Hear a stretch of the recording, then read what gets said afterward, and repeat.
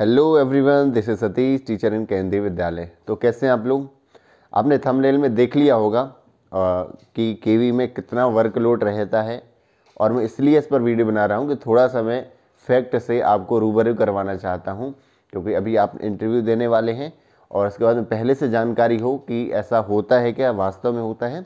उस चीज़ से आपको एक उसका आइडिया लग जाएगा। रियल आपको जो जानकारी है वो आप तक पहुंचाना चाहता हूं, इसलिए मैंने ये वीडियो बनाई हुई है। तो पहली बात तो क्या केवीएस में इतना वर्कलोड रहता है? तो पहली बात ये बोलते कौन लोग हैं?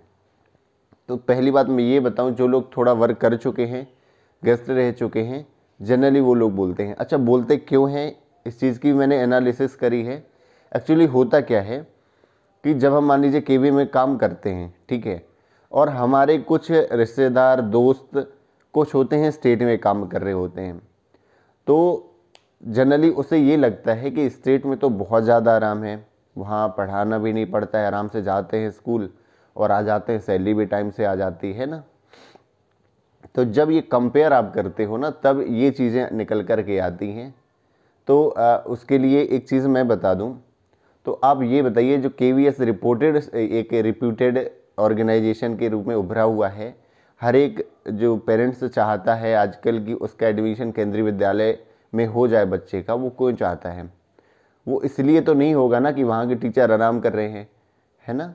हम लोग बिना काम यदि हम लोग भी, और मैं ये सारे स्टेट टीचर्स को नहीं बोल रहा हूँ, जनरली थोड़ा सा ऐसा देखा गया है, बहुत सारे अच्छे टीचर्स भी हैं स्टेट में, बहुत अच्छा काम कर रहे हैं वहाँ पर। लेकिन जनरली एक हमारे दिमाग में बनी हुई है कि ये स्टेट में जो है बहुत आराम रहता है, काम नहीं करना पड़ता। तो केवी में क्या होता है ये बताइए आप। जो है स्टेट में वो भी सरकारी स्कूल होते हैं और ये केंद्रीय विद्यालय भी सरकारी स्कूल है एक। तो क्या आप जो है अपने बच्चे को, अपने भाई बहन को, क्या आप स्टेट में गवर्नमेंट स्कूल में कौन कौन पढ़ाना चाहता है? आप खुद से सोचिएगा थोड़ा, क्या पढ़वाएंगे? वहीं एक तरफ केंद्रीय विद्यालय को आप देख लो कि एडमिशन को लेके मारा मारी रहती, कितना मुश्किल होता है एडमिशन कराना। वो एवी तो नहीं होगा, उन्हें भी पता होगा यदि पेरेंट्स को कि ये सेम पढ़ाई होती है ना, तो वो क्यों करवाते केंद्रीय विद्यालय में एडमिशन? वो इसीलिए है कि यहाँ काम करते हैं तभी वो दिखता है ना, तभी एडमिशन को लेके इतना रश रहता है। और दूसरा, हम खुद के बच्चों को भी जो केंद्रीय विद्यालय के होते हैं वो जनरली केवी में ही पढ़वाते हैं। वो उन्हें पता होता है ना कि केवी में क्या होता है, काम करना पड़ता है। और एक और चीज़ है, दूसरा, आप यदि एक और आजकल हो गया है कि दिमाग में हमारे जब प्रिपरेशन कर रहे होते हैं, तब दिमाग में जो गवर्नमेंट जॉब को लेकर के एक स्टीरियोटाइप बना हुआ है कि जब गवर्नमेंट जॉब मिल जाती है उसके बाद तो आराम से कुर्सी पे बैठना है, सीधे आपको रिटायरमेंट में निकलना है उस ऑर्गेनाइजेशन से, गवर्नमेंट से, और बाद में पेंशन मिलनी है, तो जीवन एक सफल है एकदम। तो ये जो बहुत गलत एक स्टीरियोटाइप है, ऐसा बिल्कुल अब के टाइम में है नहीं है। कि अब ये मानिए, फ्री के पैसे कौन देगा ये बताइए? चाहे वो प्राइवेट सेक्टर हो, चाहे किसी पर्सनल किसी व्यक्ति के यहाँ पर नौकरी कर रहे हो, या गवर्नमेंट के यहाँ कर रहे हो, गवर्नमेंट की जॉब कर रहे हो, तो फ्री की सैलरी कौन देना चाहेगा ये बताइए आप? तो काम तो करना पड़ेगा ना। जब टीचिंग का काम हमारा टीचिंग का है, तो बिना, ऐसा कैसे हो सकता है कि टीचिंग के बिना हम सैलरी भी पालें और दूसरा क्या हो कि बच्चे भी अपने आप ही पढ़ जाएं? ऐसा तो नहीं होगा ना। इसीलिए केवी जो इतना रिप्यूटेशन जो बनी हुई है, वो हवा में तो नहीं बनी हुई है ना, काम करना पड़ता है। तो सबसे पहले जो है, यदि आप केवी में आएंगे तो पहली बात, कंपेयर करना आप छोड़ देंगे। जैसे पर्सनली मैं पढ़ाता हूँ बच्चों को, 50,000 जो सैलरी मिलती है प्लस, तो मैं ये मान के चलता हूँ कि जो हमारी क्लास में बच्चे बैठे हुए हैं उन लोगों की फीस दे रही है गवर्नमेंट हमें। तो लास्ट में आपको ये फील ज़रूर आना चाहिए कि लास्ट में जो आपको सैलरी मिली है, कि आपने उस लायक काम किया है, और वो किया है, तो उसका जो सेटिस्फेक्शन होता है काम करने का, और उसकी जो हमें सैलरी मिलती है, वो अलग ही रहता है। दूसरा, उसका बेनिफिट हमारे पर्सनल जो है लाइफ पर भी पड़ता है।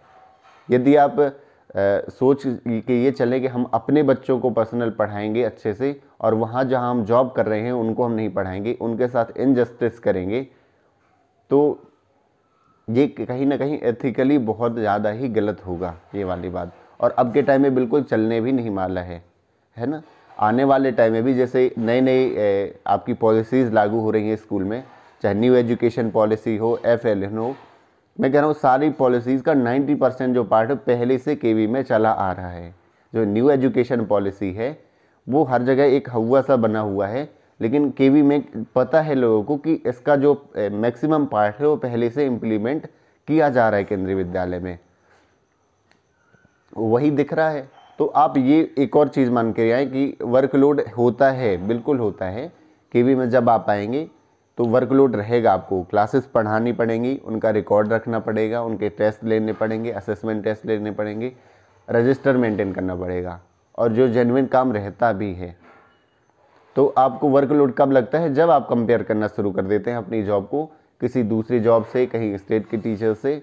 तो आप अपने फ्यूचर को भी देखिए ना, आपको जो पैसे मिल रहे हैं आप उन्हीं पैसे के बदले ही तो आप वो काम दे रहे हो ना, काम के उसको पैसे भी तो मिल रहे हैं, ये चीज़ आप सोचिए पहली बात। और आगे चल के आपके बच्चों का भी फ्यूचर एक सिक्योर है केवी में रह करके, और एक टीचर्स का एक अच्छा इन्वायरमेंट मिल जाता है। ज़्यादातर जो रहते हैं केवी शहर में आपको देखने को मिलेंगे, और दूसरा जो टीचर्स रहते हैं अलग अलग जगह के, एक एक्सपीरियंस अलग ही मिल जाता है अलग अलग टीचर्स का। थोड़ा अपना दिमाग जो है सोचने का तरीका भी एक बहुत वाइड हो जाता है, अपने बच्चों के फ्यूचर के बारे में भी आप अच्छा एक सोच पाएंगे यदि आप केवी में आते हो। और काम तो रहेगा ही। अब आपको आने वाले टाइम में किसी भी में जॉब में जाएंगे, स्टेट में भी टीचर्स में जाएंगे, आने वाले टाइम में काम करना पड़ेगा, उसी के पैसे दिए जाएंगे चाहे आप जिस जॉब में जाएं। तो ये बिल्कुल मत सोच के आइए कि काम ना करने के आपको पैसे मिलेंगे किसी भी गवर्नमेंट जॉब में, है ना। क्योंकि और दूसरी कम से कम ये फील करिए काम करने के आपको पैसे कोई दे रहे हैं, ऐसा एक प्लेटफॉर्म तो आपको मिल रहा है ना। आप इसी की अभी तलाश कर रहे हो, सारे लोग तलाश कर रहे हैं। हम भी जब मैं भी प्रिपरेशन करता था तो मैं ये थोड़ी दिमाग में लाता था कि आराम करूँगा और उसके पैसे मिलेंगे। मुझे ये चाहिए था कोई एक ऐसा प्लेटफॉर्म मिले जहाँ काम करूँ मैं और उसके मुझे पैसे मिले, साथ में एक जो काम हो वो मेरी इंटरेस्ट का हो और जो मैं अभी कर रहा हूँ, है ना। तो ये स्टीरियोटाइप दिमाग से निकाल लीजिए। बाकी अपनी इंटरव्यू की प्रिपरेशन करते रहिए, है ना। ये चीज़ थोड़ा एक, क्योंकि कई लोग से मैंने सुनी है और वो बहुत अलग फील आती है बहुत, इसीलिए मैंने आपके कमेंट्स में भी एक दो लोग के इस तरह के कमेंट आए थे, इसलिए मैंने ये वीडियो बनाई हुई थी। बाकी लेटेस्ट न्यूज़ की बात करें तो आज जो है 27 को असिस्टेंट कमिश्नर केंद्रीय विद्यालय के वो जो है रिजल्ट आ चुके हैं, इंटरव्यू की डेट आ चुकी हैं।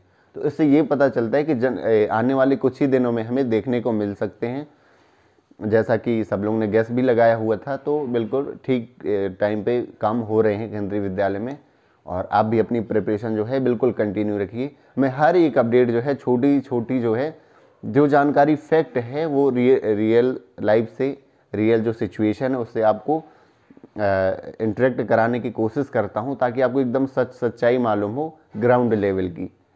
यही मेरा पर्पज़ रहता है। और आप अपनी प्रिपरेशन बिल्कुल बिना टेंशन फ्री हो करके करिए, ना किसी के उसमें प्राइवेट कहीं कोचिंग्स उसके चक्कर में आप पढ़िए। जो गाइडलाइन मैंने दी हैं टीचर से शेयर करवाई हैं, आप इंटरव्यू को आप ऐसा मत मानिए कि आप एक सिलेबस की तरह, इसका कोई सिलेबस नहीं रहता है। आप ऐसे नहीं कर सकते कि 2-3 महीने में कोई एक सिलेबस डिफाइन है उनको आप पढ़िए, कोई कोचिंग वाले ऐसा बता दें तो आपका निकल जाएगा।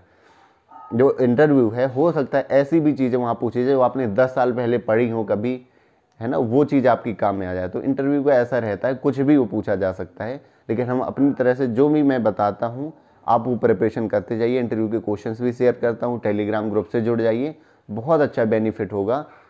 वो आपको खुद ही पता चल जाएगा जब आप इंटरव्यू दोगे। सो यही चीज़ बता रहा था। Thank you so much for watching this video. मिलते हैं अगली वीडियो में।